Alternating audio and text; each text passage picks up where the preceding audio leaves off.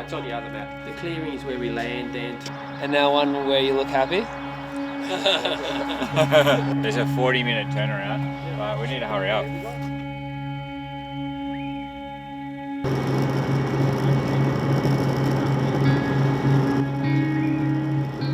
So we've been dropped out here into the Victorian high country with a helicopter, James and I. And the whole idea is that we do a bit of hunting and cook around the fire and sort of look after ourselves with what's available in the bush. We just wanted to take some time out from the restaurants and have some time together to be able to have a chat and, you know, cook together with a resource that's available up here that we don't have access to in New South Wales.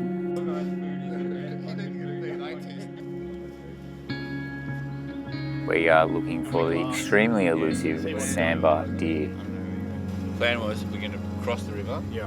Because the sun's going to hit that, so where they're going to go, they're going to go into that sunny patch at this time. Yeah. I reckon we should look at making one. The sambar deer is the most elusive of the 6 deer species that we have in Australia. Its heritage is from India. It has an inbuilt DNA, I suppose you would say, and a fear of being hunted by Bengal tigers. Probably the most stealthy of predators. So we're somewhat no match for them.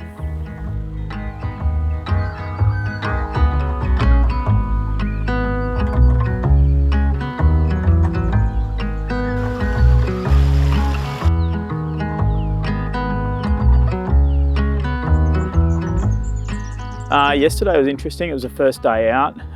We crossed the water in this unreal little sort of slippery log across the water. Marky and I rigged up a little trapeze to get across and hold on to. We've heard a bit.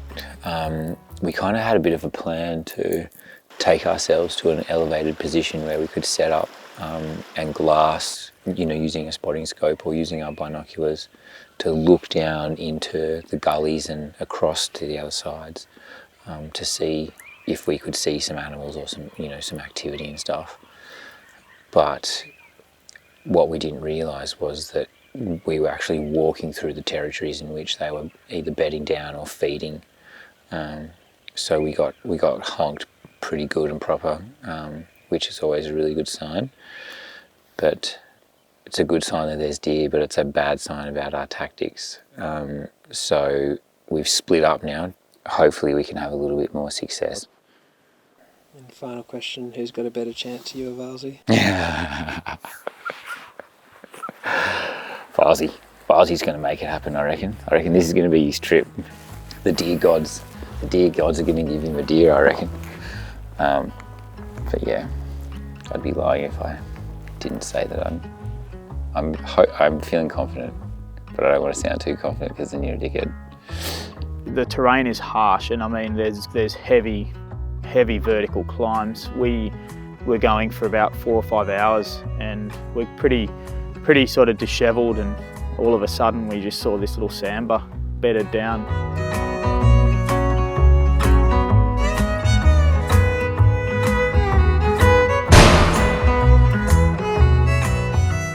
We took its life and carried it out and carried it back down, which took about 2.5 hours. When you take the life of the animal, everything you do from that minute onwards matters. The way you break it down, how you pack it out, the reason that you should carry it all out, how you should wrap the organs on the side of a mountain to carry them out for 3 hours. This all matters so that when you get back to camp, that animal has not died in vain. So we have a little deer here that James has shot yesterday. We've hung this up overnight and just let the air get to it. We've kept the fur on it to protect the meat from having any contaminant. So this is a venison backstrap. I hunt these animals quite a lot. We eat this meat in our house 4 times a week.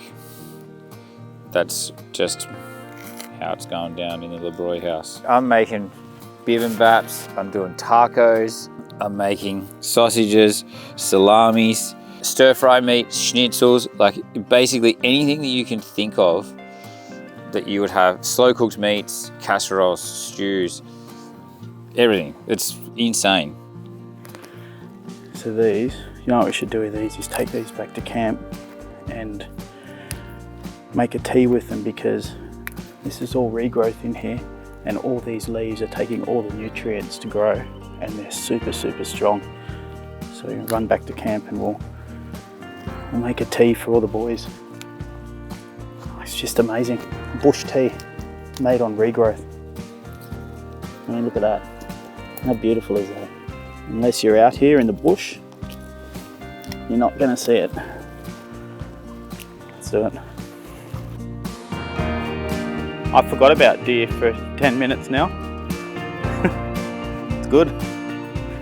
These are good too for the skewers later to cook all our deer hearts on and offal. So we're out here, as you can see in here, we've got like heaps of burnt timber, and all of this here is tea tree. We're taking this and making some skewers for the campfire and basically twiddling the ends of it off, and then we'll burn the ends to harden the tip up a bit and then go and soak it in the river.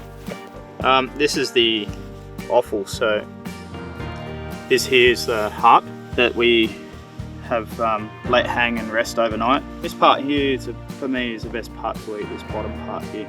And then here, these two organs here are the liver. It's one liver, but I've cut it in half to clean it out and clean any bile that was in there, which there was none. The liver looks like it's in really good condition. James has shot this animal in the head, so it's dead instantly, so there's no like stress or adrenaline that goes through it. It's just lights out, so it makes for a very, very good eating experience. We're going to cook these over the coals. They'll get nice and bit of a smoky flavour, and then James has made a jerk seasoning at Bertha's, his new internationally famed smokehouse in Barrow, of all places. Would you fucking imagine a smokehouse in Barrow? And then I'm going to cook them over the fire. My attempt is going to be to cook them a little bit rare still, so we'll see how we go. I mean, this heart, you can't get any better than this heart, and it's chilled from the air. It's aged at 2 degrees overnight, and then now we're eating the heart out of an animal that I took the life of 650 metres up in those mountains yesterday. It's an incredibly satisfying feeling that we're out here for 5 days, but that one deer is enough for me. We're using the whole animal. That's enough, that's all we need. There's actually no better feeling.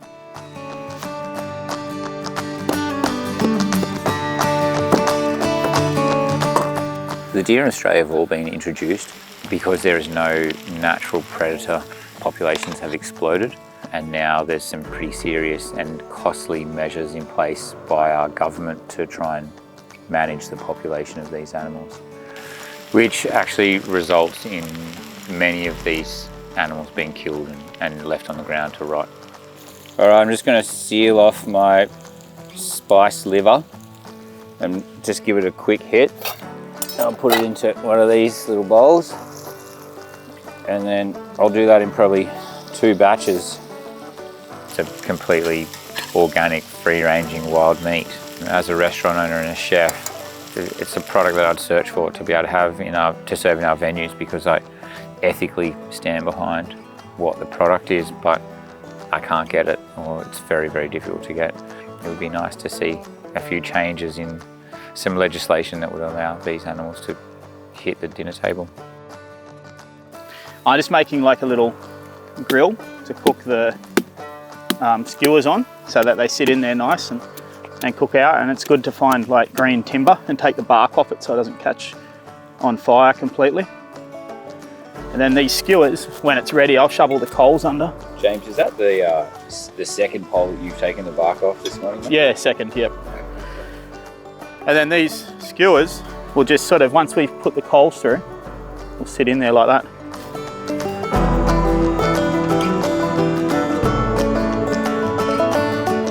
I think coming out into the bush, you know, sort of taps into something pretty primal in a lot of us, and we're drinking the water out of the river, we're cooking over a fire.